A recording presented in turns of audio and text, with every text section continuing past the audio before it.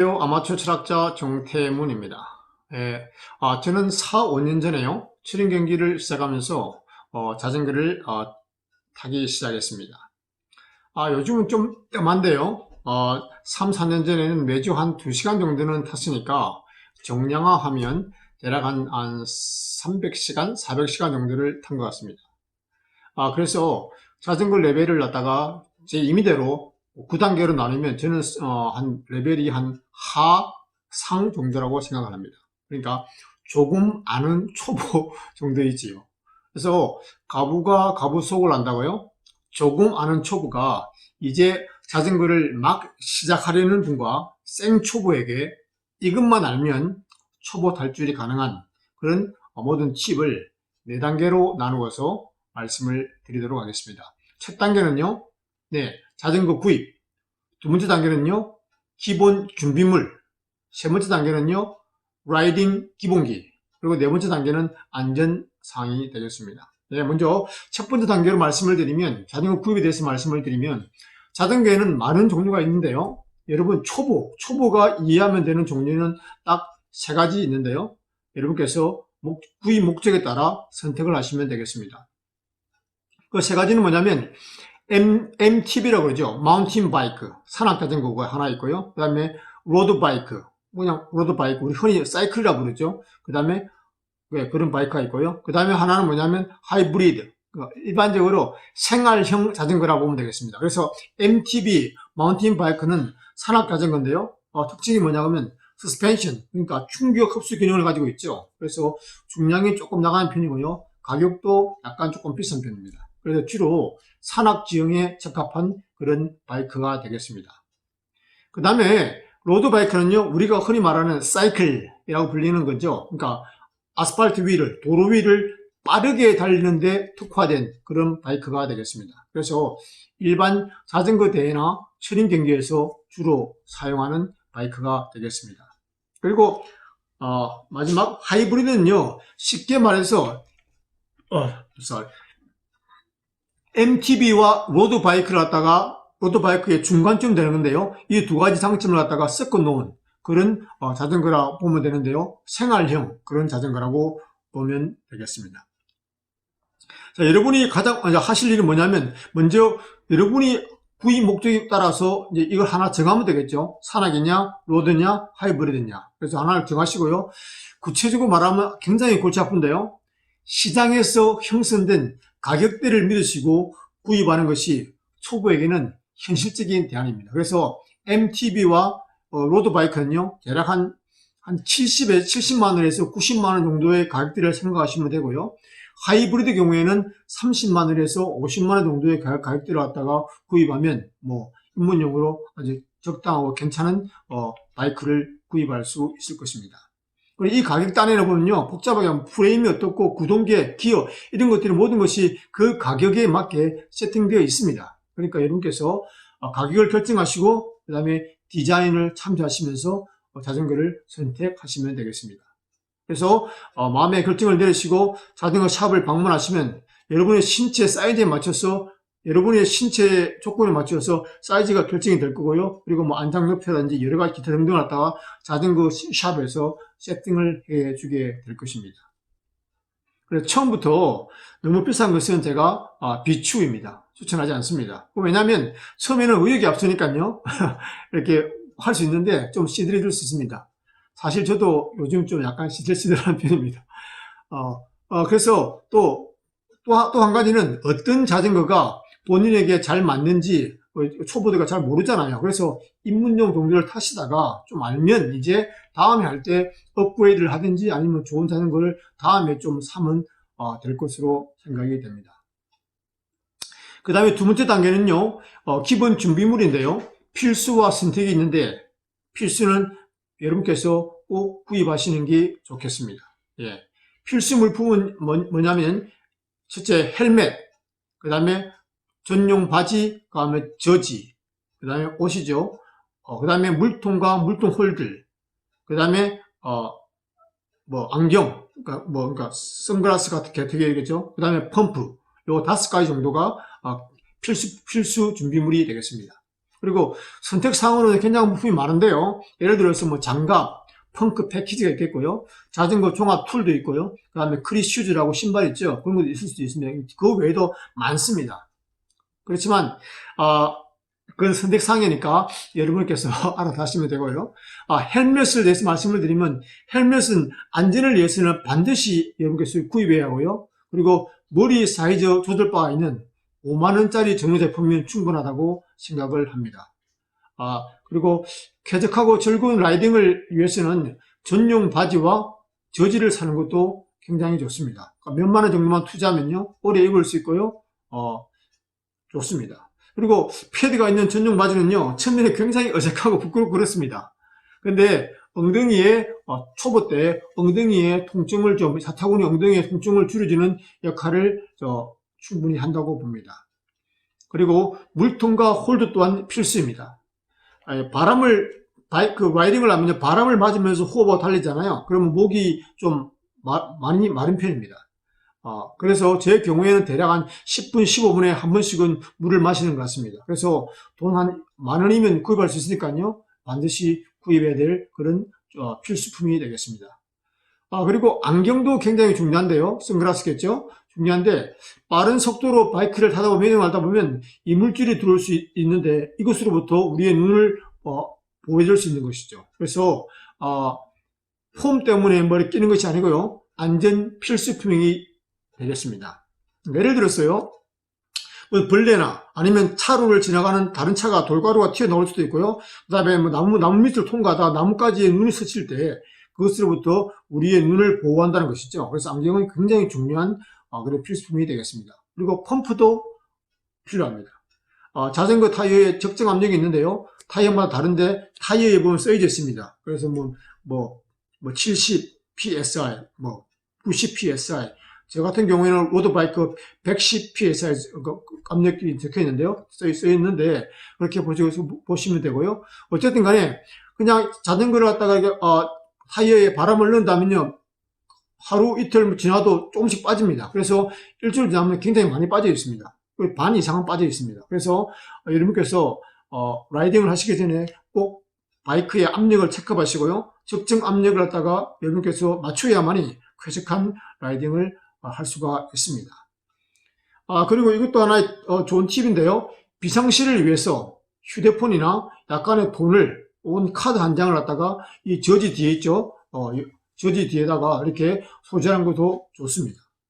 다시 정리하면요, 필수품으로 여러분께서 생각해야 될 거 뭐냐면, 초보 탈출을 위한 필수품, 헬멧, 펌프, 안경, 물통, 저지, 그 다음에 휴대폰, 돈도 카드 한 장 정도면 아주 좋은 필수품을 여러분께서 소지했다고 보시면 되겠습니다. 세 번째 단계는요, 라이딩 기본기입니다. 초보 탈출을 위해서는요, 5가지 정도를 갖다가 여러분이 아시고, 완벽하지 않지만 좀 아시고, 그 다음에 그것을 이제 연습을 통해서 여러분 것으로 만드는 그런 작업들이 중요하겠습니다. 첫 번째는 페달링인데요. 발목을 고정하시고 허리부터 해서 그다음에 허벅지, 발목 전체를 이렇게 규칙적으로 움직이는 게 페달링이 가장 중요합니다. 그래서 발목만 힘을 발목으로 힘으로 이렇게 하려고 그러면 지치고요, 안 됩니다. 그래서 페달을 밟을 때도 상하로 이런 식으로 밟는 게 느낌이 아니고, 원을 그리면서 이런 식으로, 그렇죠? 이렇게 앞쪽으로 이렇게 밟는 것이 아니고, 원을 그리는 식으로 밟는 느낌으로 페달링을 하시는 것이 좋습니다. 두 번째는요, 기어 변속인데요. 이거 굉장히 복잡합니다. 정말. 근데 또 그래서 초보 탈출을 위해서 알아야 될 기본 원칙이 뭐냐면, 기어 변속은 속도와 그리고 라이더의 허벅지의 힘에 따라 결정이 된다는 것입니다.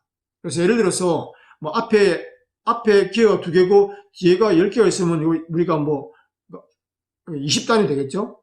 그죠? 근데 여기서 볼 때 앞쪽이 큰 것, 그러니까 앞쪽이 작고요, 앞쪽 기어가 작고 뒤쪽이 클 때, 앞쪽 기어가 작고 뒤쪽이 크다는 것은 저속 주행을 할 때, 힘을 가장 많이 발휘할 때 나오는 기어 상태가 되겠습니다. 그래서 주로 언덕을 올라갈 때 쓰게 되는 거죠. 근데 반대로 앞쪽이 크고요, 뒤쪽이 작으면은 고속 주행을 할 때, 그러니까 빠르게 갈 때 고속 주행하는 모두의 기어 모습이 되겠습니다. 그래서 요걸 잘 아시고요.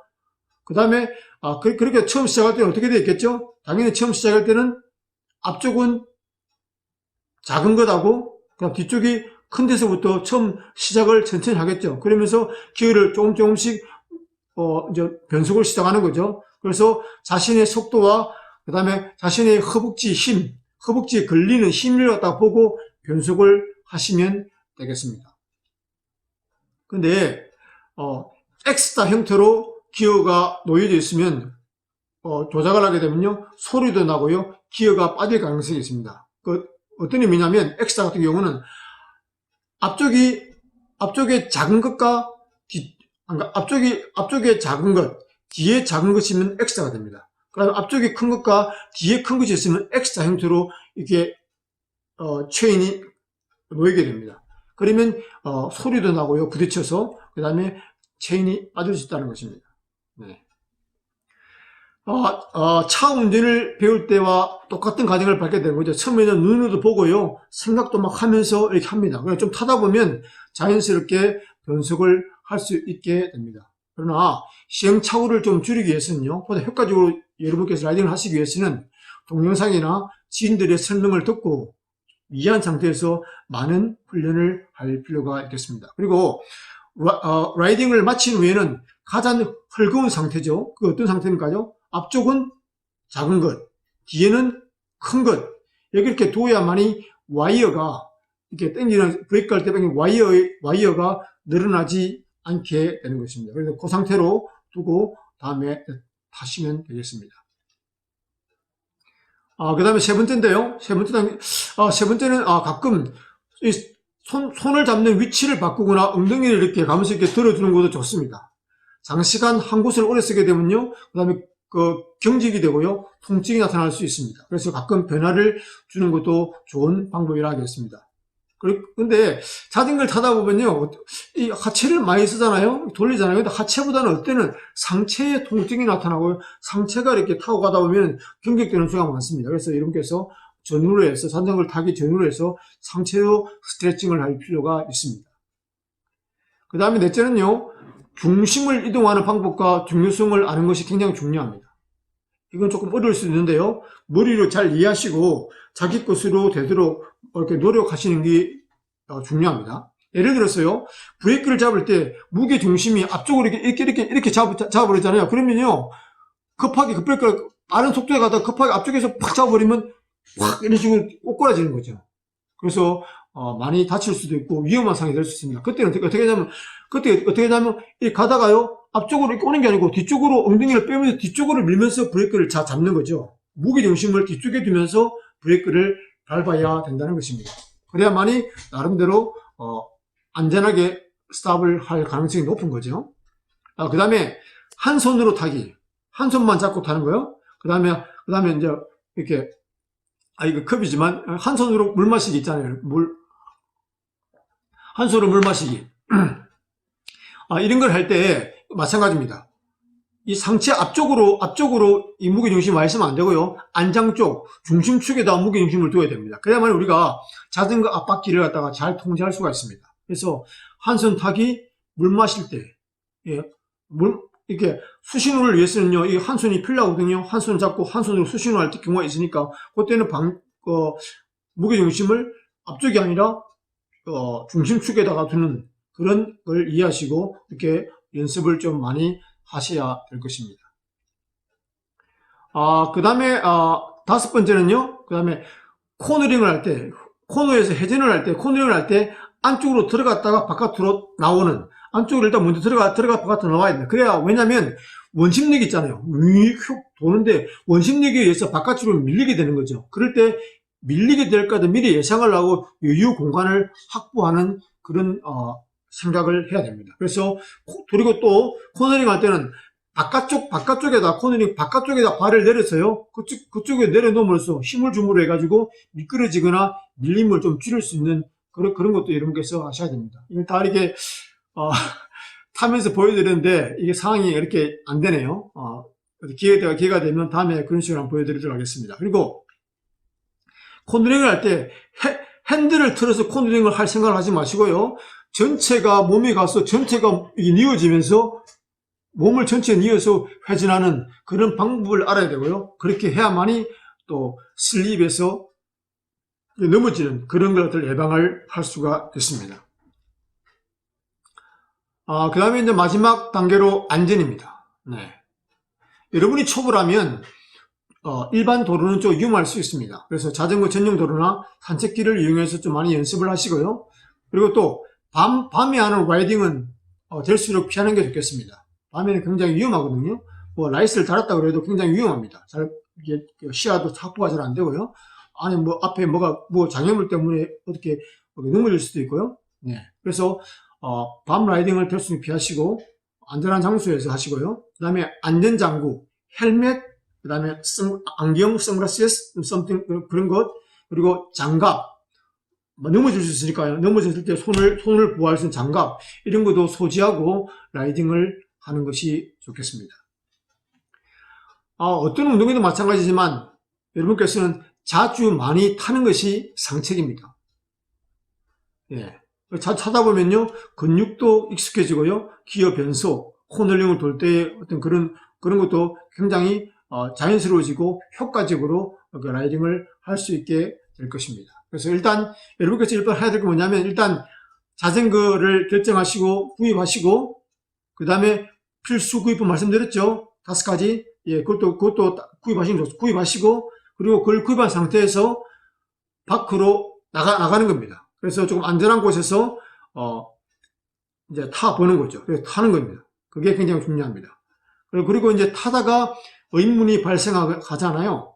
예, 그러면 유튜브 동영상을 이렇게 구글링 하시기 바랍니다. 네, 엄청난 코스들이 유튜브 동영상에 굉장히 많습니다. 네, 그분들한테 많은 도움을 받을 수 있을 것입니다. 그리고 혹시 저에게도 물으신다면 제가 아는 한도 내에서 여러분께서 말씀드리도록 하겠습니다. 그래서 즐겁고 안전한 라이딩을 하시기를 바라겠습니다. I did it. You can do it. We can do it. Good luck. Bye now.